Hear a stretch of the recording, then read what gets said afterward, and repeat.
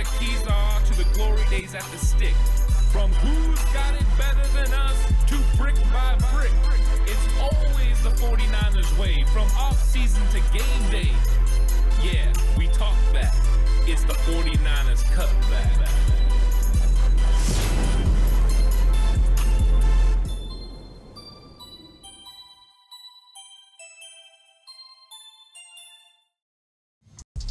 It's 49ers Cutback Podcast time. Welcome to the show, everyone. Game preview show. This is what it's all been leading up to. San Francisco 49ers versus the Washington Commanders.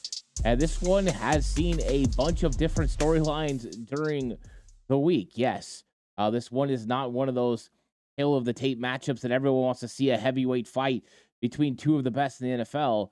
You got two teams on opposite ends of the spectrum. San Francisco 49ers come into the game 11-4, where the Washington Commanders come into the game 4-11. With that being said, though, the 49ers have so much to play for in this matchup. They have everything to play for. The number one seed, their path through the playoffs being determined by themselves and being at home and making everything go through Levi's. Right on their heels are the Eagles, the Lions, teams desperate to get that number one seed and make the path head through their respective home fields. So the 49ers know what they're up against. And when you look over the Washington Commanders, it seems like it's a team that should be left for dead. But sometimes that's when they're the most dangerous. Teams that seem like they shouldn't be putting up much of a fight at this point in the year can sometimes surprise you. The San Francisco 49ers are going to be well prepared for this game. They're coming off a huge loss to the Baltimore Ravens. They're going to be looking to get back on track in this matchup. Fred Warner talked about it on his podcast this week. It's about playing really good football right now. The number one seed doesn't matter if you're not playing good football. You'll just get bounced in the first round. So it's about the 49ers going back out there and executing at a high level and getting back to playing winning football. Because when you put on the film and you watch the Baltimore Ravens game, it's less about getting completely outplayed and more about not executing and not playing your game. And when you don't execute and you don't operate at a high level, then yeah, teams could beat you, and really good teams like the Baltimore Ravens can really beat you. So the 49ers, that's what their goal is in this game, get back on track. But with that comes some setbacks, right? You're traveling across the country and you're playing an early start time on a short week. That always complicates things a little bit. And it's not like the Washington Commanders are just going to roll over and let you beat them. They have a very proud coach. He's going to come out there. He's going to have his guys ready. They're going to come out there and they're going to want to operate, and they're going to want to surprise some people and beat the 49ers. So the 49ers are going to get their best effort, and they're going to have to go out there and give their best effort. So in this episode, we're going to get into all the matchups. We're going to talk about bold predictions, and then I'm going to pick the winner of this football game. Of course, we'll encompass all the areas that we need to, from injuries on both sides of the football and how those are going to kind of hurt or help each one of these squads as we get into it. Like and subscribe to the channel if you haven't already. On the push for 5K, only a couple hundred subscribers away. So you could be a big difference maker there. Thank you so much. If you're listening on audio platform, 49ers Cutback on Believe, please give it a 5-star rating. Really appreciate all of you on audio platforms. And if you're going to bet with Bet Online. The only people that don't get time off this time of the year are pro athletes and us at Bet Online. With NFL, bowl season, and NBA in full swing over the holidays, Bet Online isn't taking a second off. Make sure you have all the up-to-the-second odds, news, and info. Bet Online has all the sports wagering info, plus anything available you need with both desktop and mobile access. Head there today and get into the action. Remember to use the promo code BELIEVE. That's BLEAV to receive your 50% welcome bonus on your first deposit. Bet Online, where the game starts. And we're going to get on the offensive side of the ball. That's where I want to start this matchup.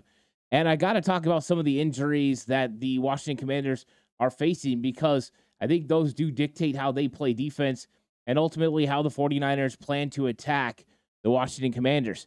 They're going to be without both of their starting corners, and both Kendall Fuller and Benjamin St-Juste. And I've said many times this week how much I like both of those players. I like Benjamin St-Juste's aggressiveness, his length, the way he tackles. Those are really good. And then, of course, Kendall Fuller, he's one of the better ones to do it. A lot of people want to get their hands on him at the trade deadline.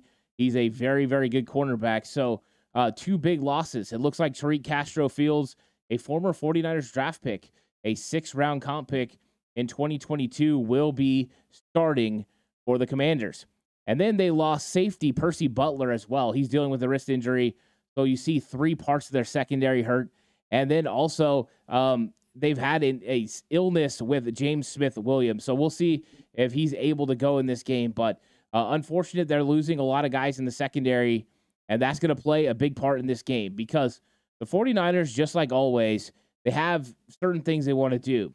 But in this matchup especially, it's about establishing an early rhythm. And when I say establishing an early rhythm, it's not, hey, let's establish the run game or let's establish the pass game. It's let's do that in tandem.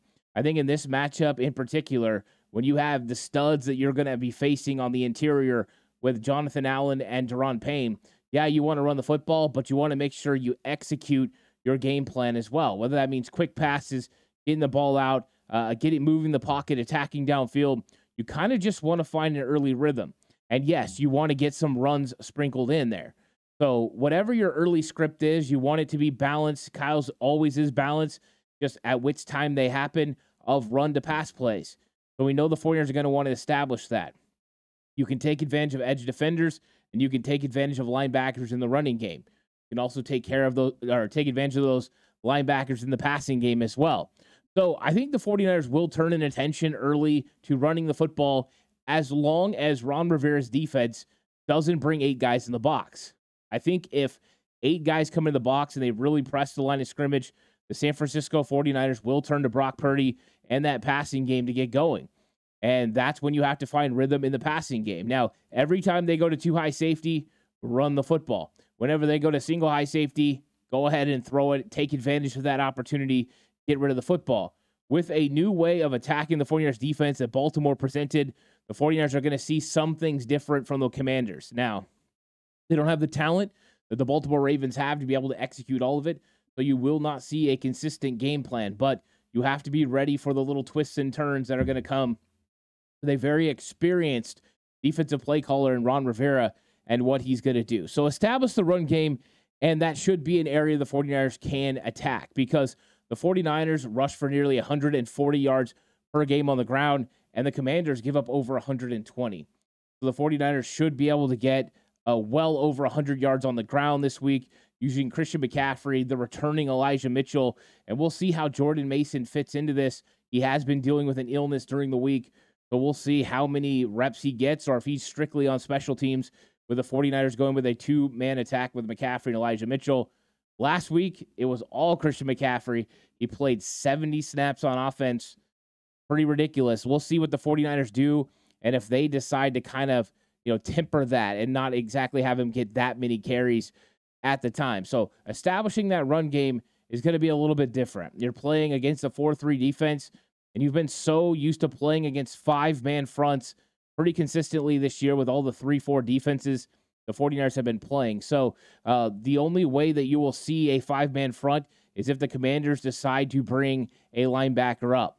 This is one of those weeks where the 49ers are definitely going to run a lot of 21 personnel, which is 2 running backs and 1 tight end, because they get really good matchups on those linebackers, and they're matchups that you want to take advantage of because the linebackers, even though they're experienced for the Washington Commanders, are definitely not equipped to handle covering Christian McCaffrey or Deebo Samuel out of the backfield. You're talking Cody Barton and David Mayo are the guys that I would really like to take advantage of. Hudson's pretty effective, but all 3 of those guys are matchup issues for McCaffrey. You get McCaffrey matched up on those guys, and that's a win for the 49ers.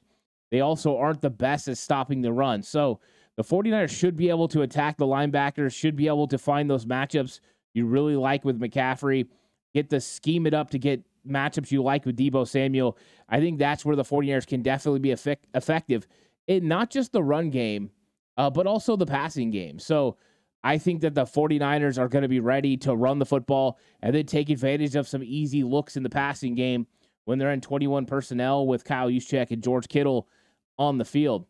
but you can't throw out the pass game because the pass game is going to open up. Now, early, I want to see timing passes. I want to see Brock Purdy come up, hit his 3-step drop with a hitch, bam, get the ball out just continue to hit 5-step drop, hitch, bam, ball out. I want to see some timing. I want to see some rhythm. I want to see Kyle move the pocket a little bit. I just want to see the 49ers start clicking on all cylinders and build back that rhythm and chemistry that we've seen through their winning streak before they played Baltimore. And I think they'll get back to it. And then once you've established the run game, then you can really hit that play action. And that's when I think the 49ers are going to have some shots down the field and available. You're going to have some young corners out on the outside and some potential places you can take advantage of. I brought up Tariq Castro-Fields earlier. I know Castro-Fields is physical. He's really grabby. He likes to put his hands on you. To me, I think that's a mismatch for Brandon Ayuk. I think Brandon Ayuk can take advantage of Tariq Castro-Fields. So the 49ers get that matchup. They should definitely go with it. And we'll see who starts on the other side. It could be Kentavious Martin. That's a possibility. Or even we'll see what they do with Kaibu Kelly. But I would guess Jartavius Martin starts, and Tariq Castro-Fields starts, at Deebo Samuel and Brandon Ayuk should have some opportunities. Now, the 49ers are going to be a little bit thin at wide receiver. They have Ayuk and Deebo. They have rookie Ronnie Bell. They have Chris Conley, and they've elevated Tay Martin. So those are your 5 wide receivers for this game. You're still without Juwan Jennings, who's in concussion protocol. You're still without Ray McLeod, who's on IR. And you're out without Danny Gray, who is in his practice window to return from IR, but not active for this football game. So there's going to be some opportunities for the 49ers in the passing game, not to mention George Kittle, because they're going to be missing one of their safeties as well. Percy Butler is going to be out, which means it's going to come down to Cameron Curl. It's going to come down to Terrell Burgess. So I think George Kittle has the ability to have a big game here too. There's not a lot of matchups when you're talking offense that you don't like. It's what I talk about. Right, when you go into the Baltimore Ravens game, it was harder to find matchups. You're like, okay, this is distinct advantage 49ers. Coming into this game, it's a little bit different. You can find distinct advantages you like with 49ers playmakers, compared to what you're seeing on defense. I think one of the areas where you don't find a really good matchup is on the interior. Jonathan Allen, Deron Payne versus the 49ers interior offensive line.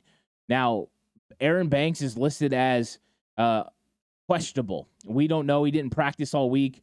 When it comes to the guys who will play on the inside, it'll either be Spencer Burford, John Feliciano, manning those 2 positions, or it'll be Banks and Feliciano. Either way, they're going to be tasked with a tough task of taking on Jonathan Allen and Deron Payne. This is not for the faint of heart, and this is going to be an absolute battle. Jake Brendel, you're going to have your hands full again. It wasn't easy last week against the Ravens, and it doesn't get easy on the interior part of this line this week against the Commanders, and that's going to be a key. One thing I could see the 49ers doing in this is taking advantage of the aggressiveness of the defensive tackles and hitting them with some wham blocks and some traps, taking advantage of them coming up the field and then going ahead and blocking them. A wham means you're using a fullback or a tight end to kick those defensive linemen down, or when you're talking trap, you're using another offensive lineman. So I think the 49ers could use some traps and whams, in particular on those 2 guys, if they're being aggressive and getting a field. The other thing you can do with players like that is get to the edge of them in the run game early. Make them chase side to side, wear them down, because running right at them is not always the most effective thing to do. So it's going to be interesting. I want to see how the 49ers handle going against 2 very, very good defensive tackles. This might be the best defensive tackle tandem in the entire NFL. So the 49ers are going to have their hands full. That is for sure. And you just want to open things up for Kittle with the run game. If you establish a run game and you get those linebackers having to bite on trying to stop McCaffrey, just like against Baltimore, it opens up a void in the middle of the field for George Kittle to be able to operate, and he's still having a really big year. So that, I think, is still open. The other thing you're going to have to make sure you do is you might have to get Brock Purdy outside the pocket a little bit this week because of the interior pass rush. When you get Jonathan Allen and Deron Payne, getting that push up the middle, moving Brock to the right or left could potentially give him extra time to be able to throw the football and not have to worry about that pass rush getting home. So those are some things I like as far as matchups go. The other thing I really want to see is the 49ers have that early down success. Again, make sure you're getting 4 to 5 yards on first down. Put yourself in prime position. So when you get to third down, you're good to go. Because that's one of the most concerning things is always third down conversion, staying on the field, making sure you're winning time of possession. So I think the 49ers are going to be just fine on offense, but I think it's going to be a complete use of weapons this week, a well-balanced attack, getting back in rhythm, using the run game to set up the pass, using the pass game to stretch the defense out for the run. I think it's going to be a lot of fun in this matchup for the 49ers. So let's talk defense, because there's a lot of things going on with the Washington Commanders offense. First off, the Commanders looked like they were going to be going a different way at quarterback. Jacoby Brissett was set to start. He had been named the starter. They benched Sam Howell. But sometime this week, I believe it was Wednesday after practice, Jacoby Brissett went to the team after practice and after film, and he said, hey, I got tightness in my hamstring. And he's went all the way from being listed as questionable, added to the injury report, to being potentially out. That's what's being reported right now. And the signal of that is that the Commanders also signed reserve quarterback Jake Fromm to the active roster. So the fact that they made that move is probably pretty significant. And that means Sam Howell is going to be the starting quarterback, and Jake Fromm appears to be the backup. And so we'll see what happens there. But, you know, Fromm, we didn't really go over it in the tail of the tape. So let's take a quick little rundown of what what Sam Howell has been doing this year. He's a 63.2 completion percentage this year, 3,624 yards. He's thrown for a lot of yards this year. Average per completion 6.5. The difference between him and Brock. Brock's closer to 10 yards. Touchdowns, interceptions. Sam Howell, 19 touchdowns, 17 interceptions. That's where you get the turnovers, and that's part of the reason that he was benched. He turned the ball over a lot last week. So I think that they were trying to get a quarterback that was going to take care of the football. Jacoby Brissett had come in 2 relief appearances. He had 3 touchdowns, no interceptions, nearly an 80% completion percentage. So it definitely changes some stuff up there. Also, Sam Howell's been sacked 60 times. That's right, 60 times. That's a lot of sacks. In comparison, Brock Purdy's been sacked around 30 times. So you see the difference. It's double the number. Washington Commanders have a hard time protecting their quarterback, and it ain't going to get easier this week. And not even because the 49ers have really good defensive line, but also because they are going to be missing center Tyler Larson, who's out with a knee injury, and tackle Charles Leno, who's out with a calf. They are going to be missing both offensive tackles and their center in this matchup. Ooh, that's tough for the Washington Commanders, and that's tough for Howell, who takes a lot of sacks. It's not sounding good for them. So what's the game plan to go ahead and beat the Commanders? Well, the first thing you have to do is stop the run.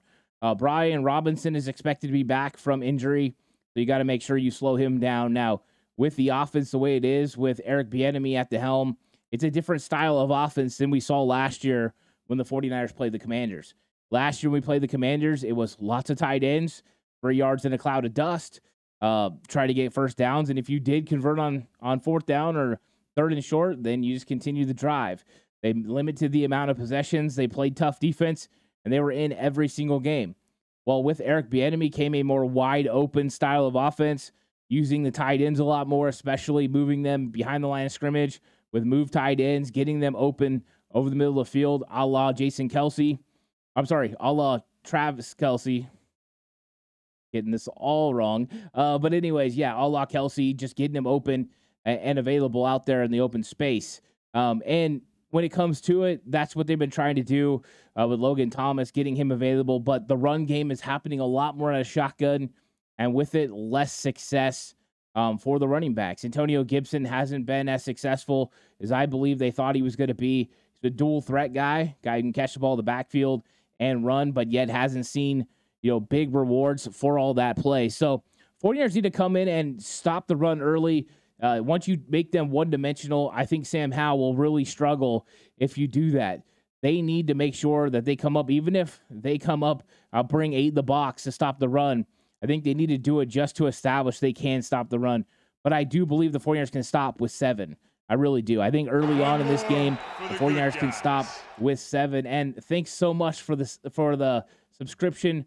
Really appreciate it. Once again, moving closer to 5K with every subscription. So thanks so much. And when you stop the run game, this is when you need to put pressure on Sam Howell. And I'm not talking just with 4, but bring pressure.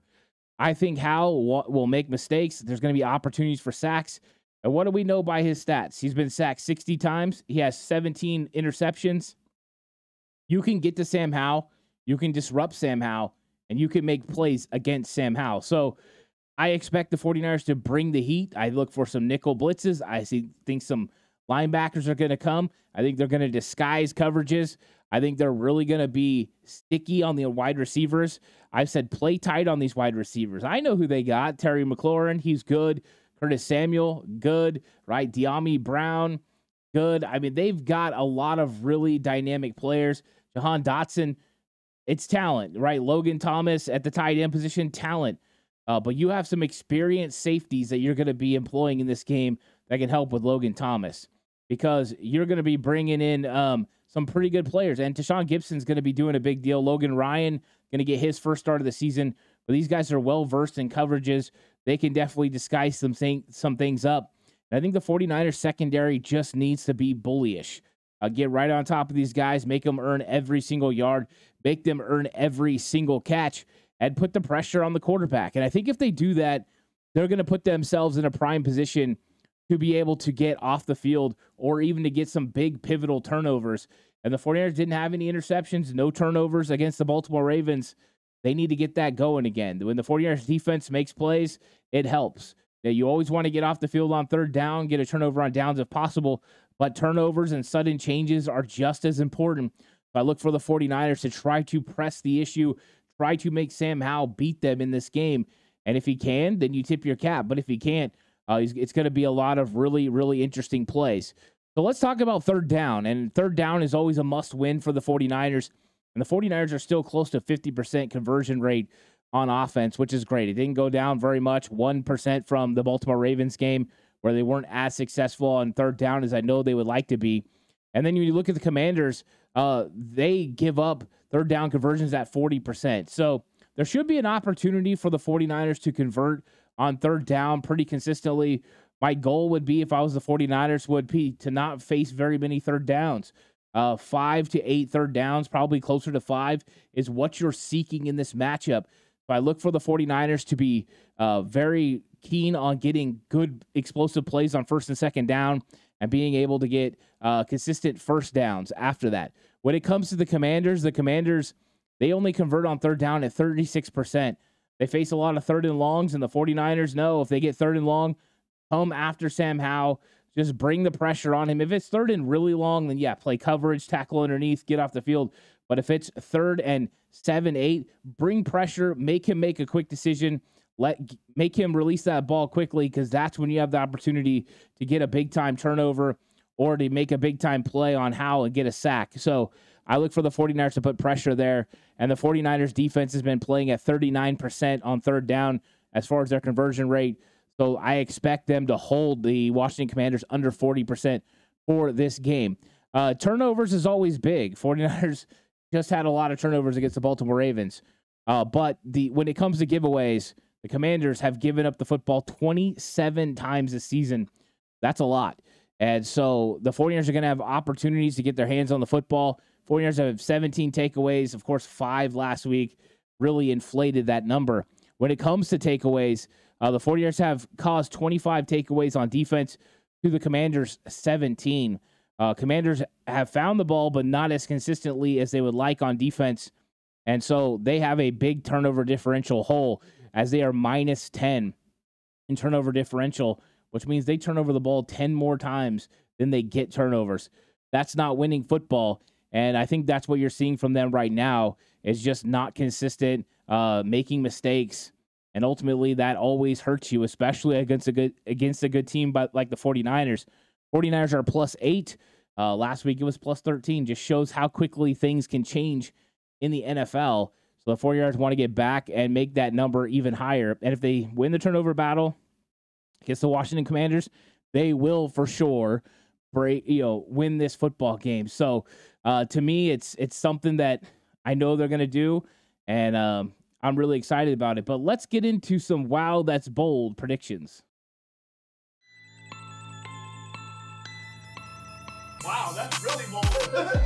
Whoa. Whoa. Whoa. It's got to be really bold. It's got to be whoa. And in this one, I think this was pretty clear on offense. Let me know if you think these are things that could happen for sure. But I think Brock Purdy is going to break Jeff Garcia's career record for 49ers franchise record of yards in a season. Brock Purdy needs just 229 yards to be the single season leader in passing yards for the 49ers. Jeff Garcia had 4,278 yards in 2001. So this is a 22-year deal thing that Jeff Garcia has held this record. And Brock Purdy is currently at 4,050. So I believe that Brock Purdy is going to get the 229 yards through the air and that he is going to break Jeff Garcia's record in this game. But I'm not done with that. I think this is going to be a record-breaking game. And I think it's only fitting that it happens where Kyle Shanahan coached once before in Washington. I believe Christian McCaffrey is going to pass Jerry Rice's record of 22 touchdowns. He needs 3 to do so.